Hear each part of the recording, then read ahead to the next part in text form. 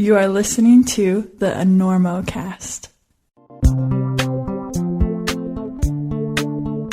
Hey folks, as you know, Black Diamond is one of the major sponsors of the Enormocast, and while the money they've handed me has disappeared into the dark hole of debauchery, they also hand money over to some important organizations, like the American Alpine Club, like the Access Fund, and like the Nature Conservancy, the people who control a major part of Indian Creek. So when you're spending your money on new gear, consider the fact that not only do they make great gear, but they're also trying to protect the places that you're going to use it. Black Diamond, proud sponsor of the Enormocast.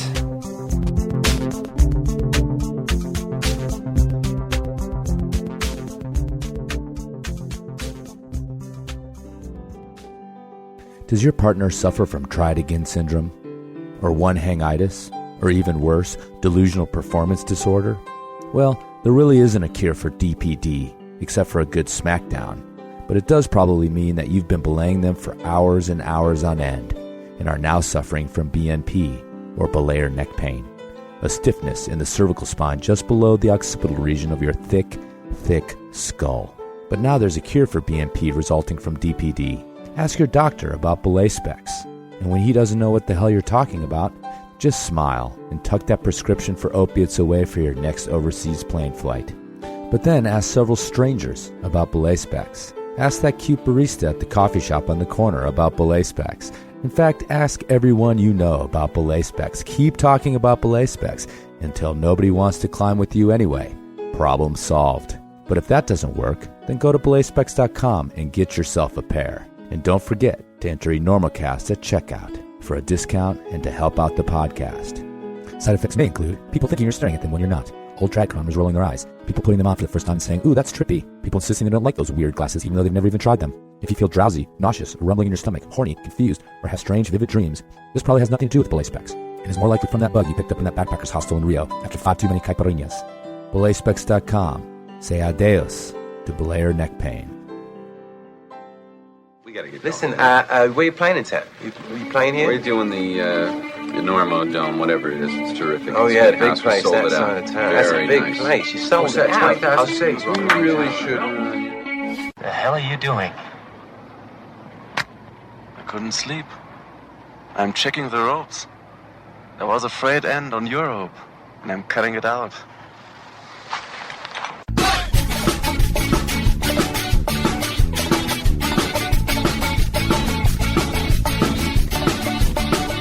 Red weather.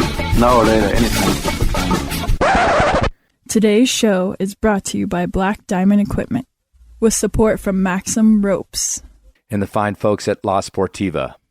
And don't forget our charter sponsor, Bonfire Coffee. Go to bonfirecoffee.com and enter Enorma at checkout for a discount on great coffee and to support the Enormocast. And now back to the show.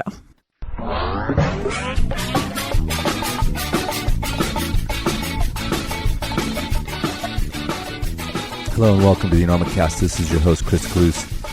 It is July 12th, about 10 o'clock Mountain Daylight Time. This is episode 108 of the Enormocast, a conversation with climber Joe Kinder. And there is no business to be had today. No business whatsoever. The podcast is just cooking along. My email folder is just filling up with unanswered emails. But I'm getting these episodes done, and that's what matters. Am I right?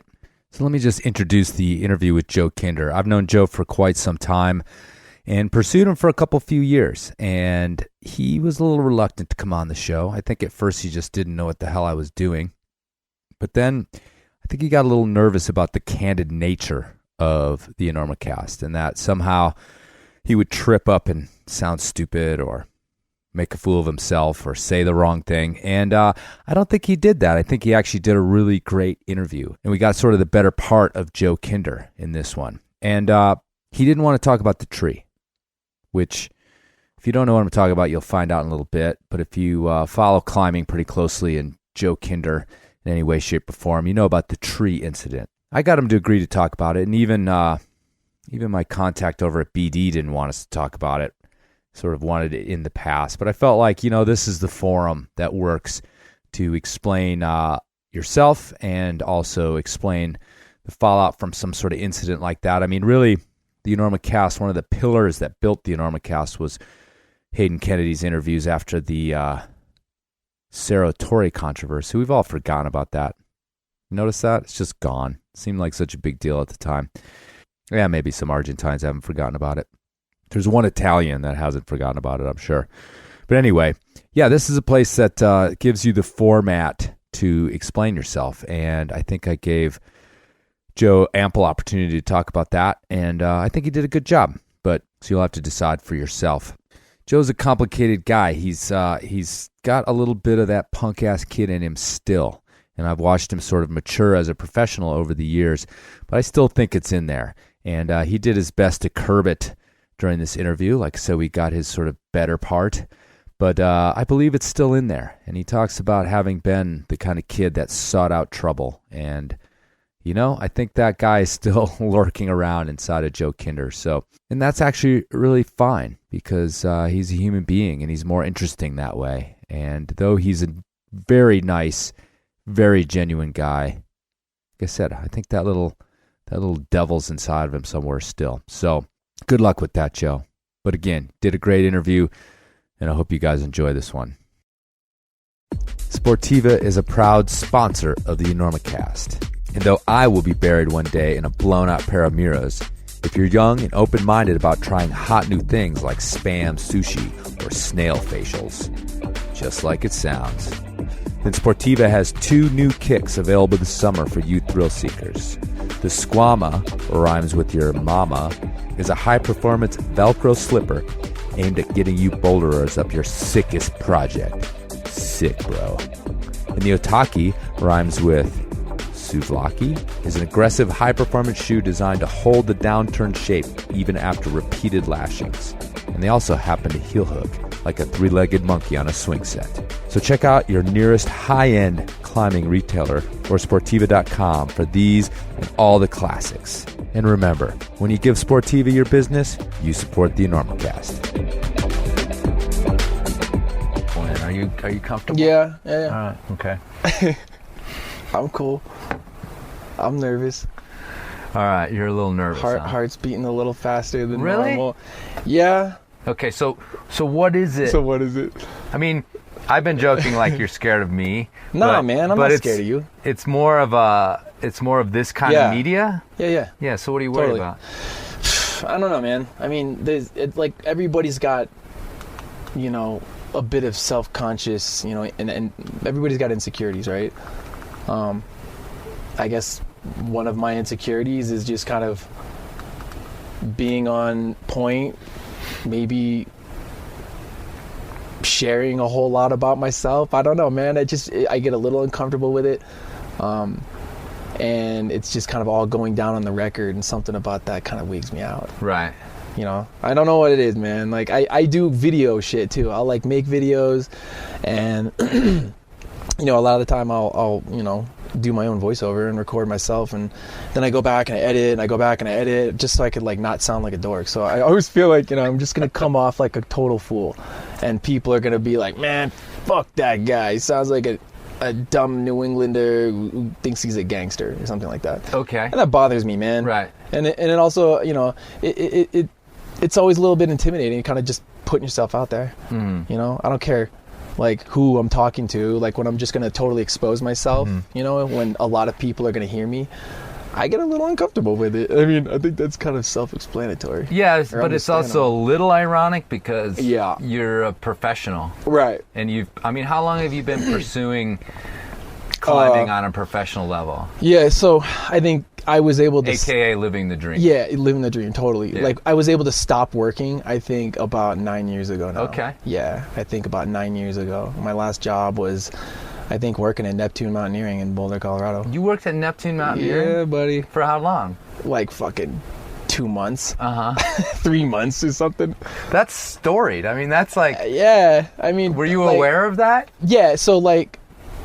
when I was growing up, right, my family would take vacations to Colorado, right? And I was always obsessed with climbing, but I wasn't the climber at the time. I was like, whatever, like 8, 9 years old, and my family would do these family reunions, and I would always have to visit like a climbing shop. And I don't know how we went to Boulder one time, you know, because Boulder's Boulder, it's cool to visit, and went into Neptune Mountaineering, and I was just like, this is the coolest climbing shop in the world, man. Like, I can't believe I've never been here. And we just kind of like, you know, turned it into this periodical thing. Every time we go to Colorado, we go visit Neptune Mountaineering. And then I started working there, and it was really funny. I'd tell people that, you know, like, yeah, I used to kind of like visit here when I was like a little kid. And they're just, yeah, you know, right on. A lot of people do that. It's a fucking museum. It's like history here, of course. Yeah, I mean, I haven't been there in years. You know, and I don't know. It's the same. Yeah, it's the same. I mean, it's just like a stacked, badass store. Right. I've done a couple slideshows there. I gave my first slideshow ever at Neptune Mountaineering, which was like kind of hilarious. That really, like, you're in I mean, that's like a history of everyone who's ever climbed anything important. Yeah. Honestly, has like done slideshows there. You know, yeah, I've seen them all. I saw, like, I once saw Patrick Ellinger and Catherine Destiville sitting on the curb together in front of fucking Neptune Mountaineering. Like, that's awesome. Just sitting there, like, chilling in their like brightly colored Euro clothing from the 80s, you know, like, I mean, it's crazy. I saw Joe Simpson there, like the dude, you know, touching the void. Yeah. Yeah. Oh, nice. Yeah. A Croft. I saw a great Croft slideshow there. Cool. So yeah, man, that's rad. Yeah. I mean, I look at it now, like, it was like definitely like a big jump off to like me going into like this, you know, professional climber sort of atmosphere. You know, I quit my job there, and, you know, they were like really supportive. They're like, you're making money off of sponsorship, like, cool, like, well, do you want to do like a slideshow? And you know, they were just supportive, you know, because they're people that are passionate about climbing. And where I sit now, you know, with sponsors, it's like kind of the same thing. Like, the companies I work with are just like the same way as, like, you know, Neptune Mountaineering. You know, people that are passionate and really believe in doing what you love. And you need that time. So how was an 8 or 9-year-old who'd never climbed before obsessed with climbing? Shit, man. I think... How did that happen? Do you remember? Yeah, so I saw the movie K2. It fucking blew my mind. Right. I only wanted to watch, like, the rock climbing part. Like, the whole mountaineering bit, it didn't interest me so much. It was just like, you know, snow and tents, and it was like grueling drudgery, you know, attempt to make it up K2. Right. But the beginning, they did a little bit of rock climbing, and they're like swinging around, and I think they're like top roping, and they got like boreal aces on. Yeah, you know, sure. The old black and I remember that movie shoe. Seeming like it was relatively, I mean, it wasn't as bad as like Cliffhanger in terms of goofing around. You know, you'd have to be a climber to realize like there was some messed up logistics. Yeah. But I remember it feeling relatively real. That's what I thought. Yeah. I mean, I haven't seen it in years, but that was one part. Don't I know, see it. man. It'll ruin it if you do. Just leave it in that fantasy world from your 8 and 9-year-old self. Where it was. We'll leave that alone. Yeah. Yeah, I mean, I used to climb trees, you know, I don't know. I was like a kid that just liked, I used to skateboard and, you know, just be a rowdy little bastard. And on one of those vacations to Colorado, my parents would offer me and my sister like one little cool thing to do. You know, like, you get one little, you know, fun adventure, you know, we'll pay for one day, pick something. So my sister would always do whitewater rafting. Like, she did it fucking 2 years in a row, 3 years in a row, or something like that. I chose rock climbing. And it was like the Colorado, the Rocky Mountain, whatever, climbing school. The Colorado Mountain School? Yeah, straight out of Estes Park. What years?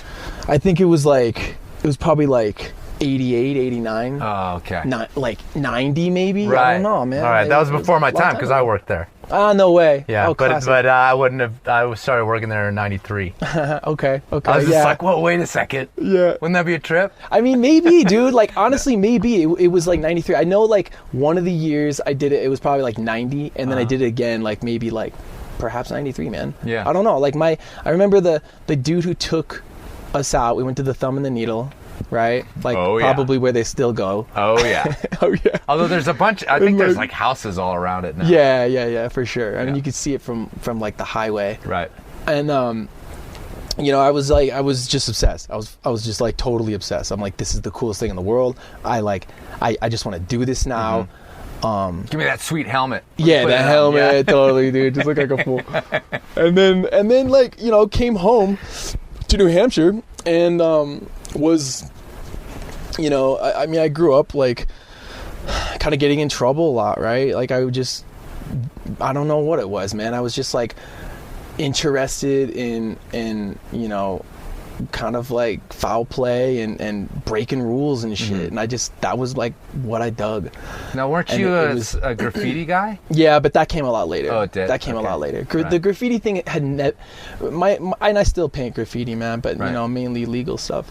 The graffiti thing was a lot more, you know, based around just like leaving a mark. Right. I used to do a lot of trains, paint a lot of trains, you know, but there's rules for graffiti for all those people who don't know. You know, there's like no painting on houses, no painting on churches, don't paint on fucking rocks. You know, you leave that shit alone. You paint on like bridges, you paint, you know, on certain spots that are kind of like accepted. And right. I used to paint a lot of legal walls and do pieces. You right. know, I used to bomb a little bit, but it was more like trains, you know, where we could do pieces and then like, you know, see them running, and that was really cool all over New England. Right. But so I jumped ahead. Yeah, then. yeah, no, it's okay, it's okay. Because I was wondering actually too. You're sort of getting into this going back to New England thing. Yeah. And one of the things in your lore, you know, because you've been around long enough to have a lore. Little bit. And is the crew that you formed up there climbing together. So let's talk about that and how you ended up finding these other 2 or 3 dudes that we all know about now, and how you guys ended up finding each other. Or were you bros before you started climbing? Well, no, we weren't. We weren't bros before we started climbing. I mean, like, specifically the guys that literally like changed my life as I know it were, you know, first it was Tim Kemple, who's still probably my best friend today, and then Dave Graham, and then Luke Parady. And then, you know, there's a lot more than just those guys, but right. But those guys got to the point where the rest of us knew who they were. Yeah, right. It was like a little more of a limelight thing. You know, I started climbing with Tim Kemple. Tim at the time was like kind of the hot shit in all of New England, really. Like the one kid that would climb like 13A, and you know, everybody knew him because he was like kind of cocky and he would just kind of like be that strong kid, and he knew it, you know. He kind of like responded to it. And then, like, you know, just climbing, I think like one of the first times I went to Pawtuckaway or Rumney with Tim, we met Dave and Luke. I was just like Tim always had like a really serious style, and I dug that, and that's kind of like what I knew initially, you know. I didn't know any other and I know the perspective is just like Tim's style. I did it Tim's way, and that was like, you know, it worked really well for a while. And then wait, hold on a second. How much older is Tim than you? I'm a fucking year older than Tim. Oh, you're older than Tim. I'm like always older than my friends, man. Like, okay. I went to I thought you guys were different. I thought he was older. Nah. Okay. He's just way more fucking pro. So, but let me back up before you get into the nitty gritty of style, and I want to get into that. This podcast is good for that. Okay. So how did you end up meeting this guy? It was Tim. Yeah. So I was, you know, looking for a way to be a climber. Right. And met this dude, Brett Myers, at the Londonderry Boulder, just off the highway, right? My mom stopped the car. She's like, okay, go say hello to that guy. You know, stop making me, you know, bail you out and like making me cry all the time and me have to like deal with you. Go say what's up to that guy and like, you know. That's so funny. It's like you're the fawn, literally, like the baby fawn that's trying to like walk for the first time. Kind of. And the you know, Bambi's mom is like nosing him out of the fucking. Totally. So she nudged me out of the car, and go say hi to that stranger. Just like, hey son, go say hi to that stranger over there that's like on the side of the road by a boulder. That's the picture, I'll come man. pick you back up in a couple hours. Good luck. Look, she stayed there. Here's a pistol. Yeah, right. Anyway, sorry. But I mean, okay, so like at that point, my mother was just interested in finding me something healthy to do, and I knew I needed it, but I was just too, you know, wrapped up in my, you know, whatever troublemaking ways. Right.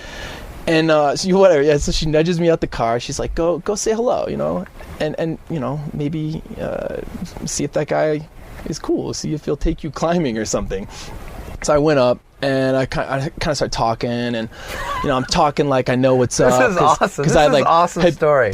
Because I like read magazines, and I was like, oh yeah, like Ron Koch, yeah. What about like Yosemite? You been to Yosemite? Okay. You been to like Waco? What about Crown of Aragon? And just start dropping any bit of climbing, hotshot info I had. And he was totally like, he thought it was cool, right? Brett was just like, right on, man. Like, have you heard of Tim Kemple? He's like, the hotshot strong kid. I'm like, no, man. Like, what's he like? He's like, oh yeah, he can do like 513.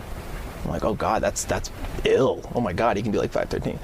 So that guy, Brett, basically took me in and befriended my mother. My mother trusted him to like, pick me up.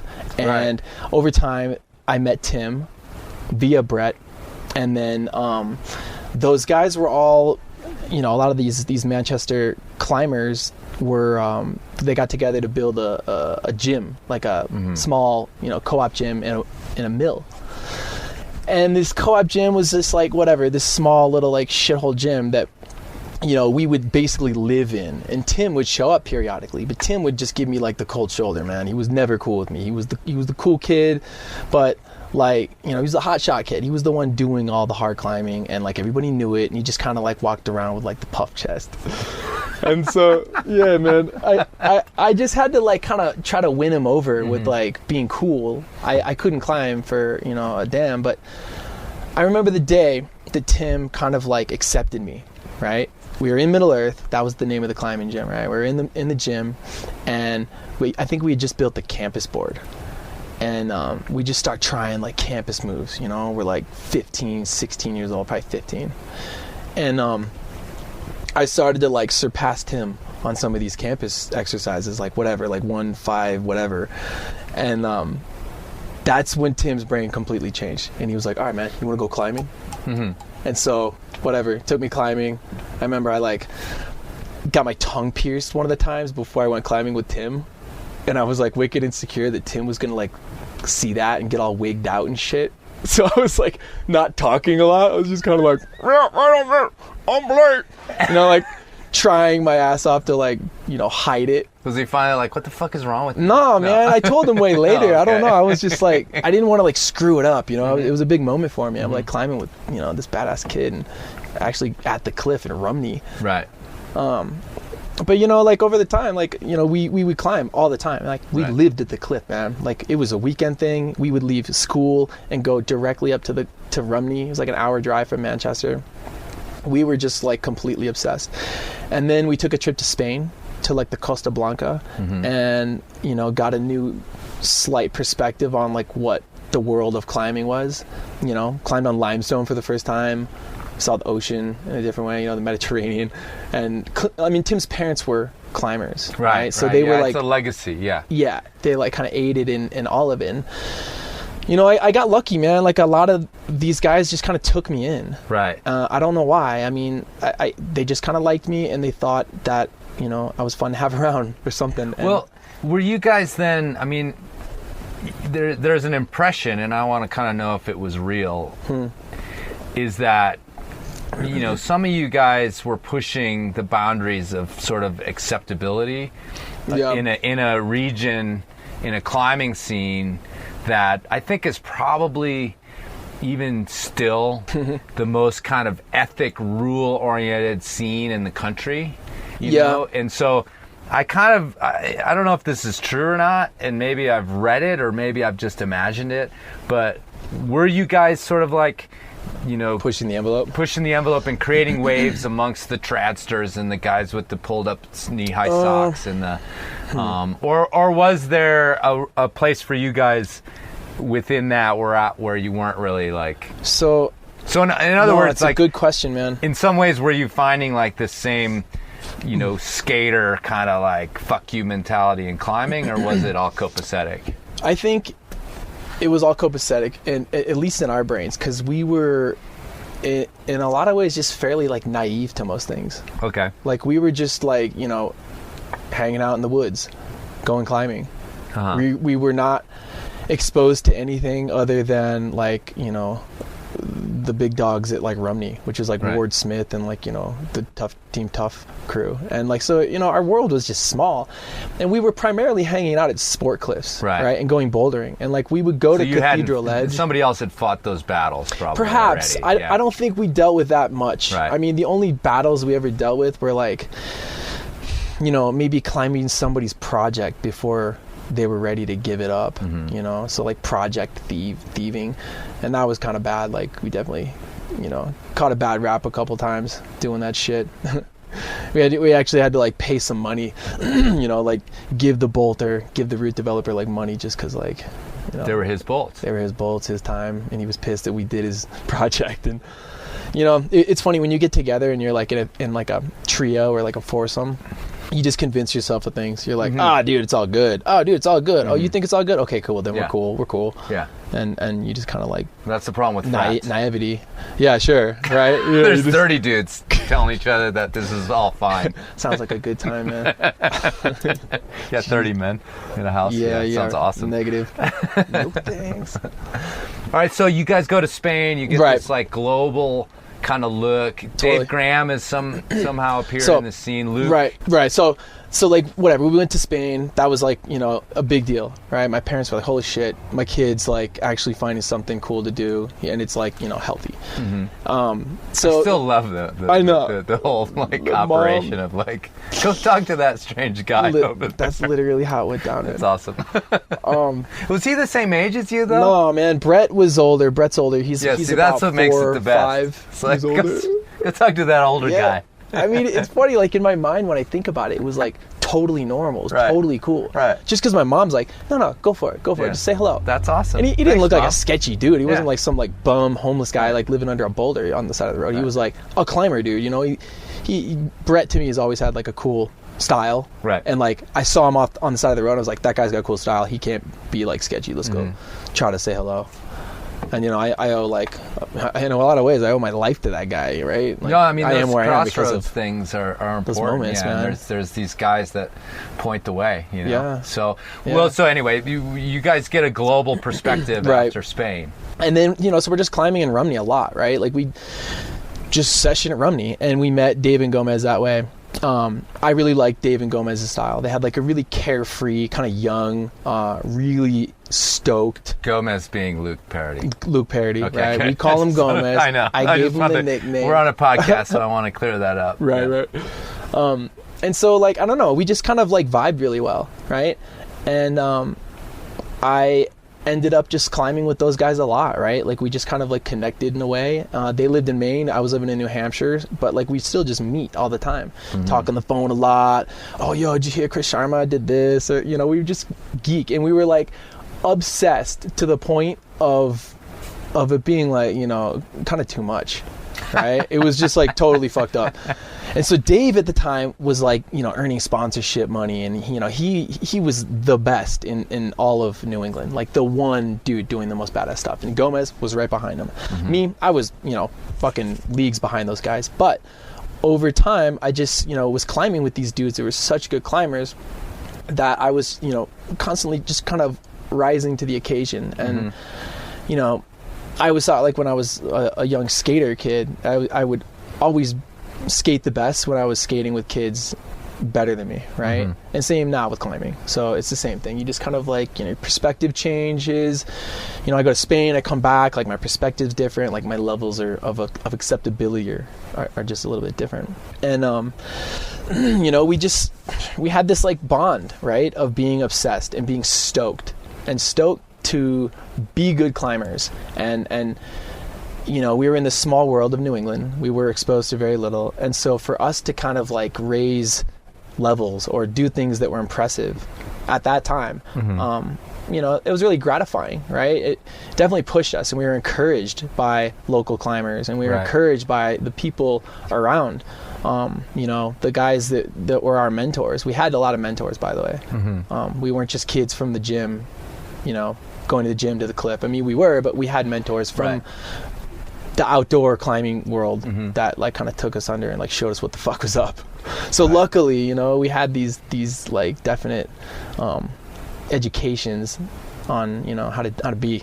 especially in New England, man. If you fuck up in New England, you just would get the boot, and you wouldn't do it again. Right. You would just get like, you know, a good smack to the face if you did something wrong. Like stealing those projects, that was a big deal. Right. That was a big deal. But and you know, it like progressed that way. You know, we started to travel together as a threesome. Tim started to become a little more obsessed with photography. Mm-hmm. And I think that's probably like listeners probably know his name, right, attached to photos as much as anything now. Right. I mean, he's one of my heroes. Literally, he's one of like the people I look up to. I ask for advice from him. He is, you know, someone that I respect immensely, and he's an awesome climber. Right, like next month, like in a month, like today, we fly to Switzerland to try Silbergeier. Oh, me and sick. Tim, just like old climbing homies. Dude. No fucking camera, no media, anything. Just dudes going climbing like old homies. Wow. Yeah. All right. I'm psyched. That actually kind of answers or like gets to another thing I wanted to talk about. Good. Cool. Awesome. Mm-hmm. Wow. Okay. Cool. Yeah, man. I mean, it's funny to see where we all are now. Right. I see Dave. I just saw Dave recently. Still same old Dave. Manic, crazy, stoked, loves climbing, loves rocks. He's really into like gem hunting now. You know, my life's a lot different. I don't hang out with the guy so much. You know, we just kind of have our own stoke, our own thing. Right. But, you know, I miss him. You know, and I miss GOMEZ too. I don't even talk to GOMEZ, man. I don't know what the fuck's up with GOMEZ. You don't hit me up ever. And I don't hit him up either, so it's like, fuck. No, man. I mean, childhood or young. Well, I mean, you guys weren't children, but nah. Yeah, young friendships go, and it's not like some sort of comment on who the person's become or anything else. Yeah. Your life gets filled up with other things, man. Life's funny, man. Yeah. Definitely puts you in weird places. So this is a question I ask a lot, but I'm going to ask it anyway. When did you think or start to think about like, wow, could I make climbing this viable life? Like, when did you start thinking that, and then what led to that? Because like you said, 9-10 years ago, you were able to like, oh, I can make this happen. Mm-hmm. And that doesn't mean you like, you know, moved into the mansion with the hot tub. It just meant that you could fund a life on the road and travel and climb. Yeah. Right. So, I mean, it's funny. People ask me all the time, like, yo, man, how do you become a pro climber? Right. And it's different for everybody, man. It really is. There's no real formula. I personally was just, you know, I had sponsorship, right? I had like, you know, I was gaining a little bit of money from companies, you know, like a clothing company, a shoe company, and you know, like a rope company. They believed in me, and that was kind of like the segue into, you know, maybe pushing it to the point where I could, you know, call myself a pro climber. And I think that the point that I decided to kind of like try to make that possible, you know, shot in the dark, really, it was nothing but a shot in the dark, was just a simple like dinner I had with my old girlfriend Colette and my dad. And my dad's a salesman by nature, and he just kind of knows a lot about business, and I trust him a lot. And he just sat there, we're drinking margaritas in Mesquite, Nevada, at this Mexican restaurant, and you know, Colette was kind of pushing for it at the time. And, you know, like, why don't you try to make a living? Like, you can do it. Like, you can do this if you tried a little harder.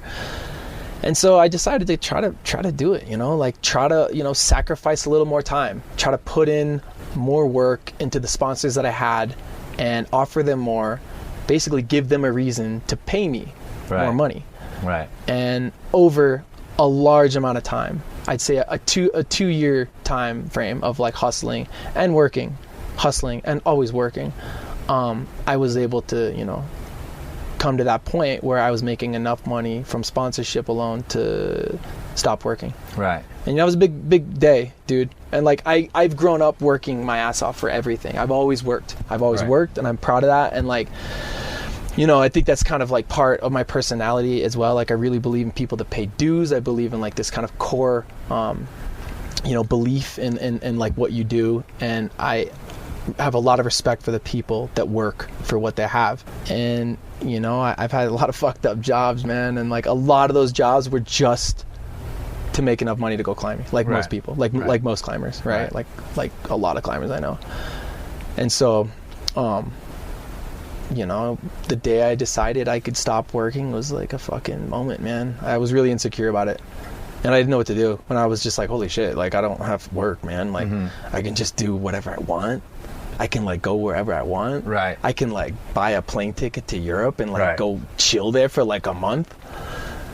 And then I started to just kind of do that, man. Take advantage, right? Like, I saw it as a moment to seize, you know? Like, the YOLO thing. Like, you only live once. Like, I don't know how long, you know, the sponsorship thing could last. Right. You know, I still don't, you know. It's like contractual type thing. It's like starving artist type of a living. Right. You know, I make a good living now, man. I'm really proud of it. But, like, there's definitely moments when, you know, contracts come up. It's like, okay, dude, I hope I'm cool. Right. Like everybody, scary. We all like sit that. down at the table, upstairs at the, you know, whatever, at the BD booth. And sure. Everybody gathers around. Yeah, totally. Like, me and Chris Sharma, we were always like, yo, man, like, contract's coming up, man. You cool? You safe? Like, I mean, it's Chris. Right. He's always fucking cool. But we always have the conversations. We always wig each other out a little bit, and we're like, all right, man, like.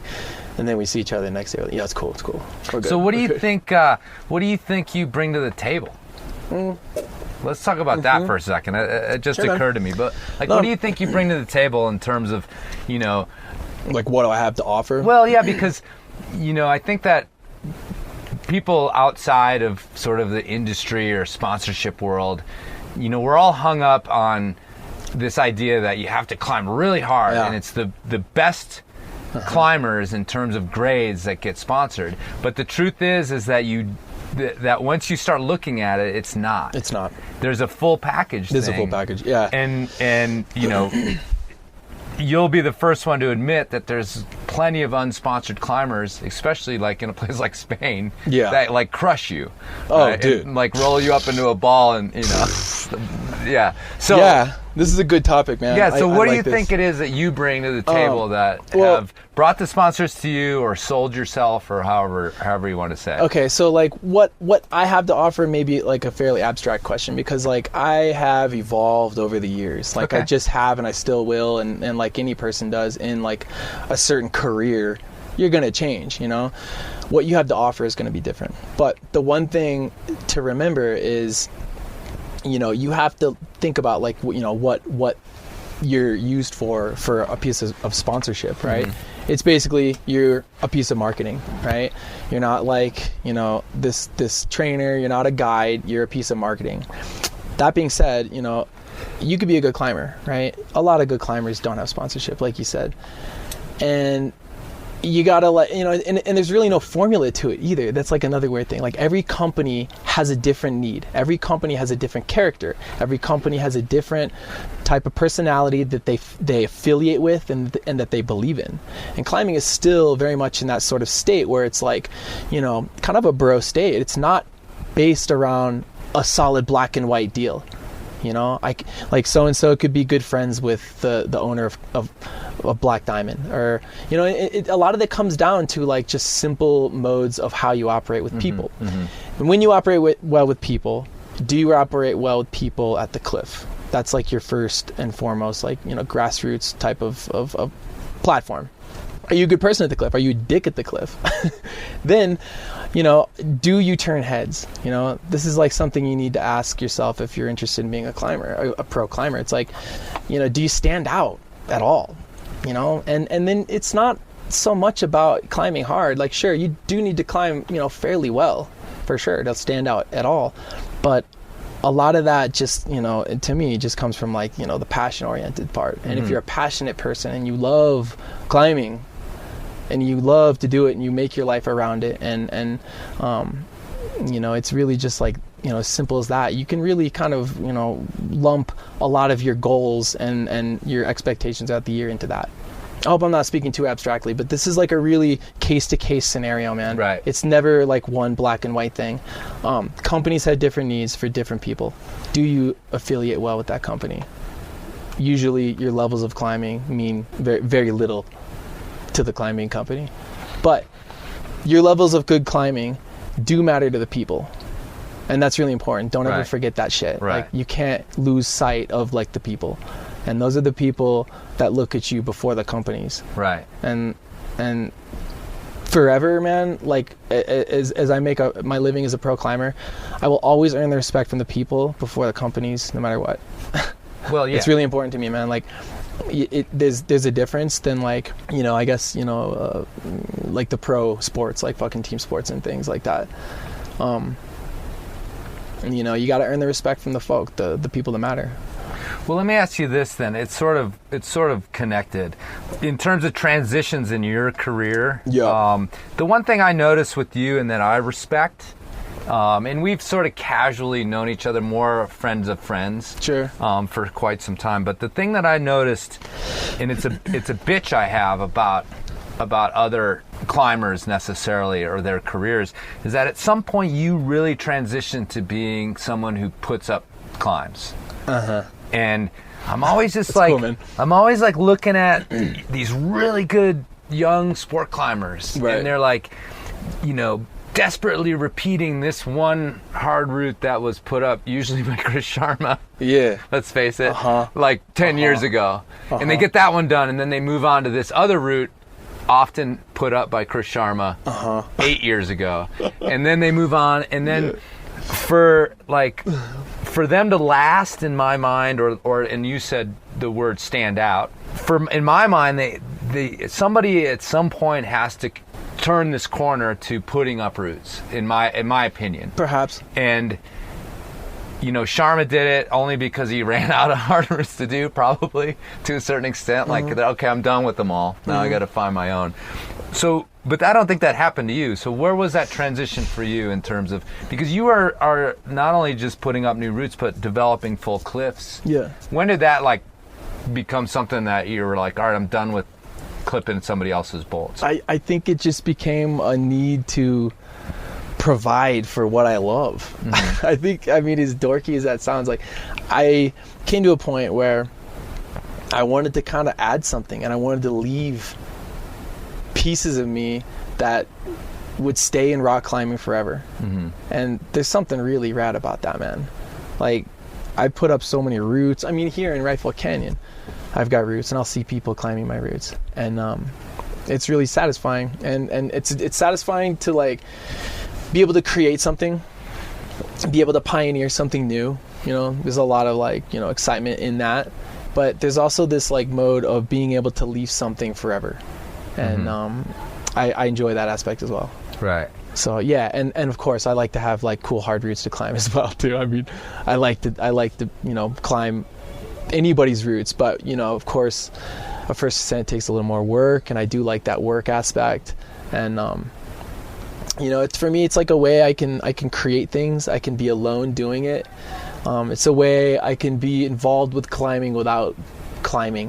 Mm-hmm. And in a way, it's bigger than just going and sending a route. Mm-hmm. It for me, 100%, it's well, bigger. I guess that was my point. I mean, that's my point, is that there's sort of this, like, candy quality to, like, reading so-and-so repeated this thing, you know, in Europe, that's, like, the hardest route. You know, I mean, recently, Biography got repeated again just in the last couple of days. So badass. But at the same time, it doesn't even, I mean, literally, there's, you know, you talked about this lasting contribution. Yeah. Like, literally that's true, because the route stays there that you put up. Right. But I think media-wise, too, it's like...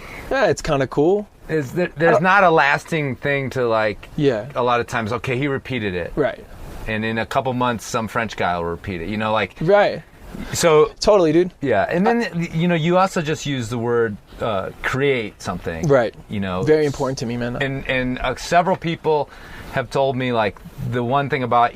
what you do with bolting or what you do with routes, and it's probably not 100%. You know, we all have our routes that, you know, came and went and weren't that great, but sure, you know, people compliment the quality of your routes and the dedication you have to making something that is like ready to climb and to sort of satisfy. Is that, you know, can you, like, draw on, like, your youth or anything like that in terms of your motivation there? Yeah, I mean, so I went to art school, right? Finished school, and then I just started climbing, right? Mm-hmm. So I've definitely my parents would always really encourage the need for like the creative outlet, and it turned to photography and filmmaking, and now is route development, filmmaking. So for me, it's really important to have an outlet to make something, and part of making something, man, is seeing others kind of experience it and partake in it, and to kind of put that in front of somebody and have them have an experience, and for me to be able to provide an experience in the world what I love, and which I love, climbing, it's huge. And with that comes a lot of responsibility. Mm-hmm. So quality in that is huge to me. I mean, I'm there providing this experience for somebody, and at the end of the day, like, climbing is climbing, but it's an experience, dude. It's like it's a conversation. I'm going to share my experience with you through words, or through a movie I'm going to make, or I'm going to write about it. It's an experience that I'm going to express. It's not just the act. It's not just the act. We all know that. I mean, sure, you can do it, but then like you want to talk about it, you want to share it. And so me being able to provide that for people is like, this really intimate sort of relationship created. Mm-hmm. And it's not just for me. when I put these routes up, man, it's 2% for me. I'm thinking about everybody else down the line. Are they going to have a good experience? Are they going to hate it? Because that's okay. You can hate it. You can love it. You can whatever. You're going to have an experience that I've provided for you. Mm-hmm. And that's a big deal. Right. That's something that's like, I think, there's not a whole lot of, creativity per se in just simply climbing. I think movement wise, yeah, you can like problem solve and do cool things and like, send and that kind of shit. But to create and put up first ascents and to pioneer new things that no one else has done before, and then to give that to the world, I think that is like one of the most special things of climbing. Mm-hmm. Let me finish this line on transitions. You talked a minute ago when we were talking about being a pro climber about, what you thought that was 10 years ago and what it's become is a totally different thing. And again, we've known each other. I think it was a running joke that you didn't know my name, and I started to like get in your fucking grill about it. That's so lame, dude. Yeah. That's okay. I hate that shit. That's okay. Dude, no, I don't know. I'm super weak shit like that sometimes. No, that's fine. Dude, straight up, I'm climbing here and I'm still seeing people that I've known for fucking years. I know. I'm the same way, dude. And the Enormocast has made it worse because I meet way more people now. Yeah. And they introduce themselves and we have this great conversation, and I am genuinely appreciative of their like interest in the show, and then 2 months later I see him again, and I'm just like, who's that guy? Fuck, I should know this person's name, and I don't want them to think that I didn't care that they were like psyched on the show, so don't worry, it just became a running joke. You used to wear glasses, let's not forget. I do still. I don't like to wear them when I climb, but anyway, so your transition as a professional climber, I've watched it. Oh, man. And in some ways you've become the consummate professional in my mind. Right? Thank you. Because like I said, I've watched these transitions where it's like, it's no longer good enough in terms of making your mark to just be climbing hard. Boring. Because you get lost in the crowd. And besides, you're getting long in the tooth. Yeah, man. I mean, the kids are like... Oh, they're way past me. Yeah, I can still hang though. I know you can. But I'm just saying, like you've seen these transitions. Uh-huh. You talked about your responsibility to these companies that you work for. Uh-huh.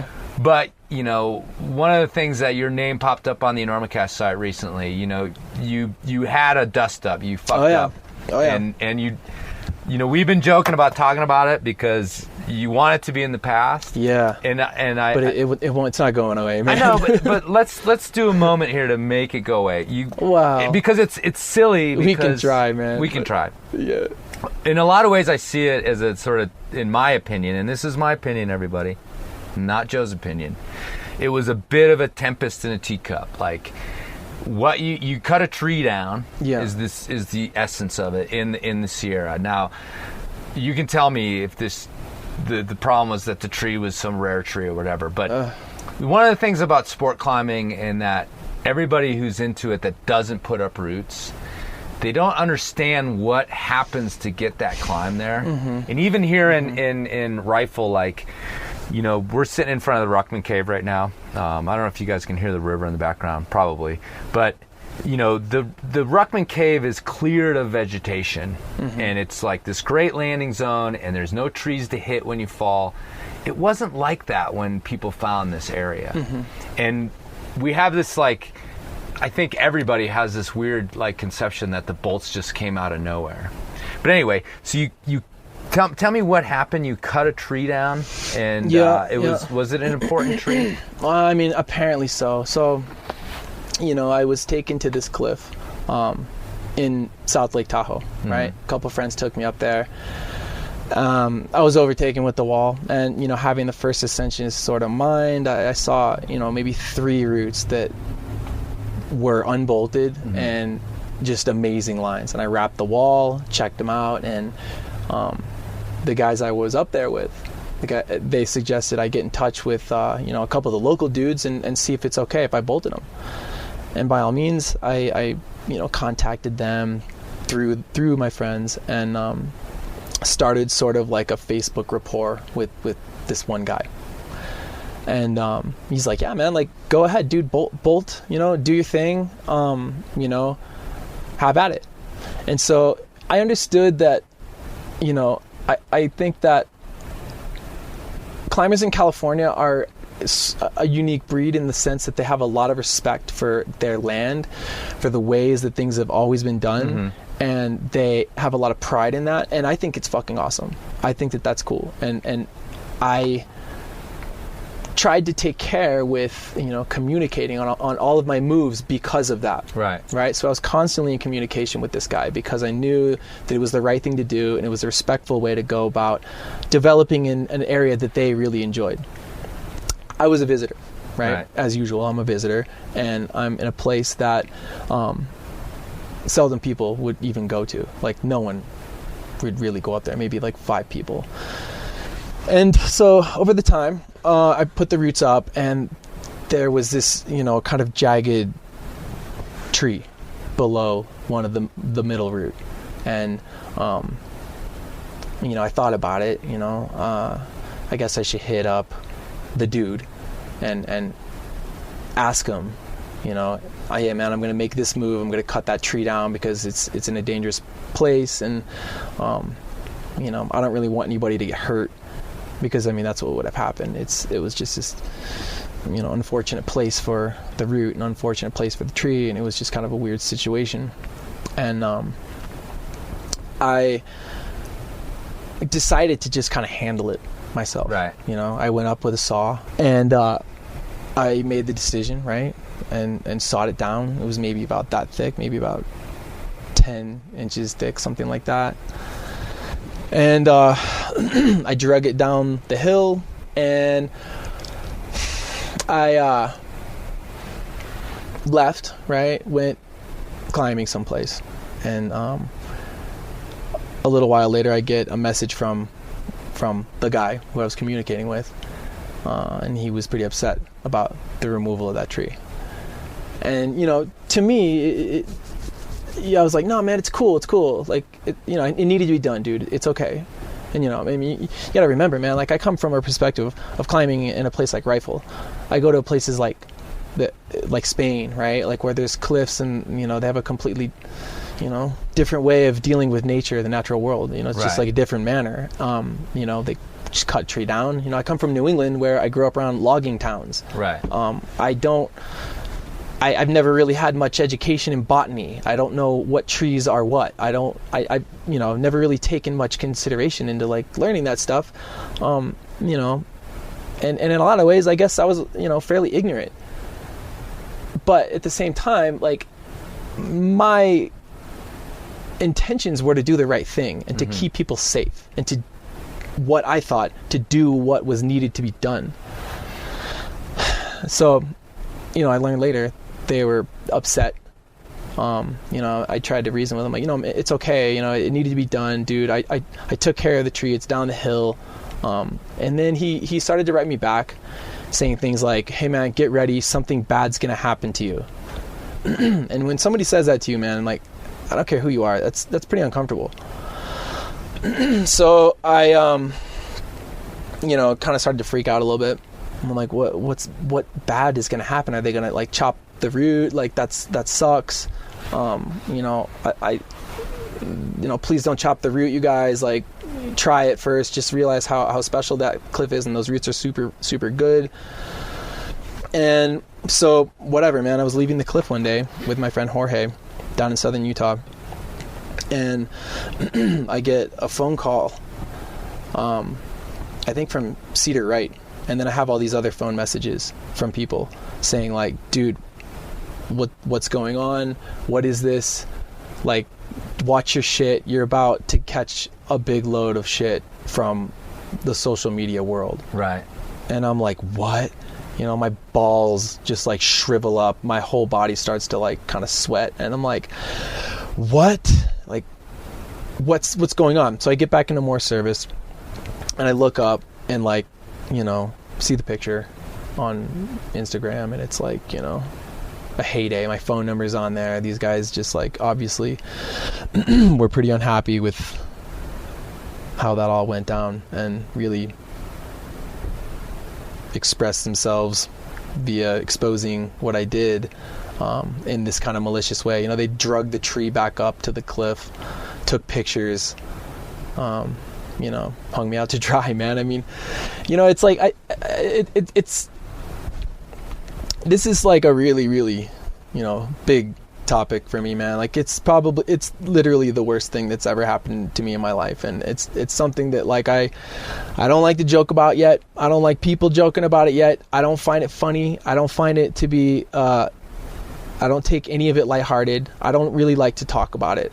I know you I don't really even like this exposing all this shit between us when we decided to do this. Not a debate, but I was like, you got to talk about it. No, I'm okay to talk about it. It's like to talk about it, but the reason I want to talk about it, and the reason you don't want to talk about it, is because you're embarrassed by it. Well, I'm embarrassed by it, but it also was something that nearly ruined everything I built in my life. Right.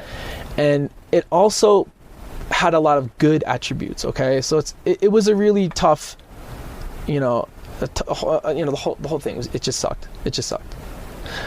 But it also put me in a different place, and there's like some good aspects that came from this. It made me grow the fuck up a lot, and it made me a lot less naive. It's definitely created a lot more concern and interest in sharing my story with other people, so that we can all do our best to maintain the rad climbing areas that we have and not fuck up like I fucked up. Right. Like learn from my dumbass who made a decision that pissed people off. Like, dude, you can go to a lot of different cliffs, and a lot of different cliffs are going to have a different way of operating. And this is something I never really thought about before. I mean, talk about naive and like ignorant, man. I mean, I think about that like nearly every day now. I go to different cliffs. I visit. I'm a visitor. And when you visit your friends' houses, you're respectful, right? Well, it's the same with climbing, man. You go to different cliffs, you need to be respectful. I mean, I believe it's the most important thing and the best way to kind of, conserve what we have. I like to go climbing in cool spots, man, and I don't want them to fucking go away because people screw it up. And like those guys, for whatever reason, they the way they expose me or whatever you want to call it, for whatever reason, it definitely, changed my life in a lot of ways. Right. Well, look, I'm certainly not like going to either berate you or necessarily, say it was no big deal, because it was a big deal to you. And again, you're right. Like, it was a big deal. But in all honesty, from a guy with this, as much experience that I have in the community, is that the way it went down felt personal. Yeah. It felt like it wasn't, there was this pretense of the environment in this tree, but to me it looked and felt really personal the way they took you down. And the reason I say that is because in my experience in the 25 years I've been around climbing or longer now, when these things come up, whether it's a chopped route, you know, and we've had choppings here in Colorado that have been kept on the DL the last few years but have happened. At the root of there's all this talk about the greater good or the greater ideas, but at the root of it a lot of times feels personal. In that, yeah, I won't argue with that. You know, and so when I was watching it go down, and I was just like, oh no, you know, I was just like, man, there could have been so many hundreds of ways to deal with this if you'd have taken the personal out. Yeah, and the personal was really, I mean, the personal must have felt as painful as anything. That's these certain people seem to be out to get you. Yeah, no, that definitely did. I mean, like I said, it was the worst. Do you think it put your career in jeopardy? It did. Fuck yeah. My career, I almost lost everything I had. I mean, I built everything myself where I sit right now. You know, I'm a do-it-yourself. I'm a self-made dude, right? Right. I've never, whatever. Like, my career was in jeopardy, but the thing that like really stood out to me throughout that whole experience was the people that believed in me, right? That's literally what made me cry the most. That's what made it able to, you know, live through. Right. The people that believed in me, man. Nobody dropped me. No sponsors were like, fuck you, you're done. Nobody. And you know why? It's because they believe in me, man. I've screwed up very little, right? If I had some like shitty track record, sure, maybe it'd be like time to can it, dude. But like, come on, man. I fucked up. And we all fuck up. Right. We're allowed to fuck up, man. Right. And it sucks to be called out and to be exposed like that. That's like one of the worst parts. And to be a public figure, like, you know, like I am in whatever sense, I had to really just eat a dick for it, man. It just sucked. Well, the thing that, again, I don't want to make light of it, but then you just kind of think about, okay, it was a tree, it was maybe, you know, a somewhat rare tree, but like it's not like you were human trafficking or like, you know, strangling. I've done a lot worse shit than that, dude. And dumping them in you know, or dumping them in dumpsters somewhere. Right. So it's like during the thing too, because I pay attention to this shit. Yeah. But I was like, man, I hope he's like breathing.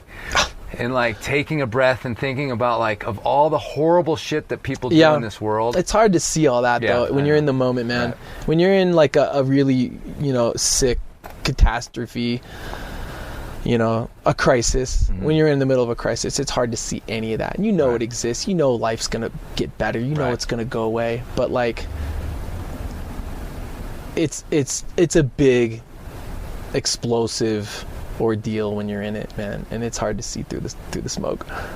All right, so I know you wanted that in the past, and so let's just move on. Okay. I mean, there's this question that we had earlier that you kind of mentioned, this idea that you are representing your sponsors, and so I asked a question on the Enormocast website of like whether or not it's okay to call sponsored climbers out about bad behavior, whether, you know, sometimes maybe it's personal and it's none of our business, but like you pointed out, like there was a possibility of threatening access or making climbers look bad or closing areas, you know, and I think you piped in. You were one of the two sponsored climbers that actually piped in on that thread, you and Chris Schulte, you know, so I think there's some level of like we have to agree that you know, when certain bad behavior happens, maybe it is time to call people out. Yeah.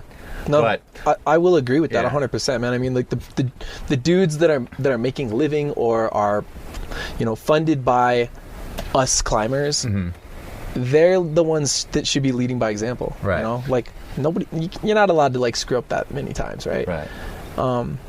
Get your hand slapped. Yeah, used to be. Social media now, man. We got a little bit more of like, you know. That's the eye in the sky. Big brother, eye in the sky. You know, you're not invisible. Like, you're so easily exposed. Right. Well, let me ask you a last couple questions to wrap this thing up. You talked about you're going to go over and check out Silbergeyer, which is like, for me, like I'm going to never climb it, I don't think. You know, I'm a dad now. Who knows what's going to happen to me? And my tolerance for scary climbing is like dwindled year after year. But it's one of those routes that I personally hold in this like amazing respect. But the real thing I want to ask you about, and again, it's about transitions, is that I've always prided myself in this sort of all-arounder, whether it's big routes or whether it's sport climbing, I try to like be a guy that's everywhere. And I watch, again, we talked about the transition from being a guy who's repeating hard routes to being a guy who's putting up hard routes. And a lot of times I see a career, and again, like Sharma, he manages to just stay badass. But a career that lasts a certain amount of time has these transitions. And I before you ever brought that up, it was going to be one of my questions, was like, do you ever see yourself transitioning away from this, the pure sport climber, which I don't know if you're, have secretly sent like super hard trad routes in your past or what, but your public image anyway is this sport climber. Right. One pitch, hard routes, work them, get them done, move on to the next one. And I've always like just personally looked at that and said, God, does that get boring? Like just one after another, and then you get to a certain age where now you're really like, or not even a certain age, but a certain level of experience where the ups and downs become, to gain, you just, last time you were on the show, you talked about this training, but to make gains at your level is like so impossible. So do you see a transition? The Silver Guard is like, that's some serious business. It's some serious business. Are you like ready for this? No. And, and is this like a shot to see, like, is this part of my being? Is this part of something that I can do? I think that part of me is interested in that, like I definitely ask that question. At the same time, I'm kind of going into it with a really open mind of like, hey man, let's just see if we can get up this wall. I don't really have any expectations as of yet, and I'm kind of like enjoying that. I'm kind of like just enjoying not putting any like pressure. I'm climbing in rifle and caves right now. You're probably already sorry you brought it up. No, it's cool, man. When are you going? I like this. About a month. And the 27th we leave. This thing probably won't come out until you're done. So okay, well, whatever. I'm not gonna like blow your cover on this thing. It's okay. We're setting it up to like go try. To me, this is definitely like a sampler trip to see if like climbing, hard alpine sport climbing is interesting for me. I've done a little bit of it. This ain't no sport climb, sir. It's pretty bold.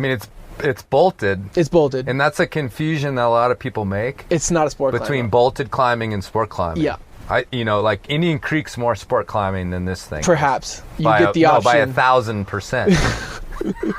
This is one of the most bold and famous, multi-pitch, 514 routes I've known of, since I was a little kid. Right. We came to this conclusion to go try it, man, just kind of on a whim. I like saw a photo in the late Rock and Ice, like late Ascent magazine. I texted a photo to Tim. I'm like, yo, man, you still interested? He's like, I got this time off. Do you want to go? And I'm like, okay, yeah, I got the time off too. Let's go, bro. Right. It's I don't really know what to think of it, man. Right. It's an idea. Maybe it's gonna like segue into like a whole new mode of climbing for me. Right. I hope so. That'd be great, dude. Your teammates with like Babsy. Yep. She's done it. Yeah, she's done it, and like Nale's done it. He's my homie too. Yeah, teammate as well. There's these like, yeah. And that's the funny thing is that I think that in those countries like Austria, Babsy's Austrian, and there is this like natural draw to the big routes. I guess. Yeah. They have the Alps, it's like exactly. The Alps are some of the most profound mountains I've ever seen. I haven't traveled that many places, but I know that the Alps are really impressive. And what we have like the Rockies, we've got the Sierras, we've got I think the Canadian Rockies are pretty awesome. Yeah, but they're not clean like that. They're not clean like that. Totally. This is like perfection up in the mountain. So this could be a total flop. Right. This could be a life-changing experience for me. And I just hope that we have a good time. Right. I hope that we're successful, but if we're not successful, it's all good, man. I'll learn something from it. I tried to free Zodiac with Nick Berry a few years ago. Oh, that's right. I forgot about that. That was pretty cool. Yeah, that was a really cool. Fair bit. I learned a lot, man, and it was like, I was just like, okay, take care of me, man. Like, keep me safe. I'm following your lead. So, rapping off of El Capitan was like blowing my mind. I couldn't believe I was actually doing it. Mouth went dry. I was just, freaking out. And then like learning how to mini traction, like, sort of, age solo was really scary. But then, dude, you just get used to it. You become accustomed. You just like focus on what's happening. It's a little scary all the time, but the fear changes, and usually what you allow is to just, trust what's happening. Well, there's this great myth and it's a myth that old tradsters like me hold on to, is that, the sport climbers, like, if given a little bit of a problem with trad climbing, they'll just wither. And I know that it's a fucking myth because, the Hubers were primarily sport climbers, and then they found the big mountains, and then they came to, maybe they had problem with trad climbing for like a week, and then they started crushing. And that happens, anybody who's hung out in Indian Creek knows that place is like half international, and most of those folks figure it out and they start crushing.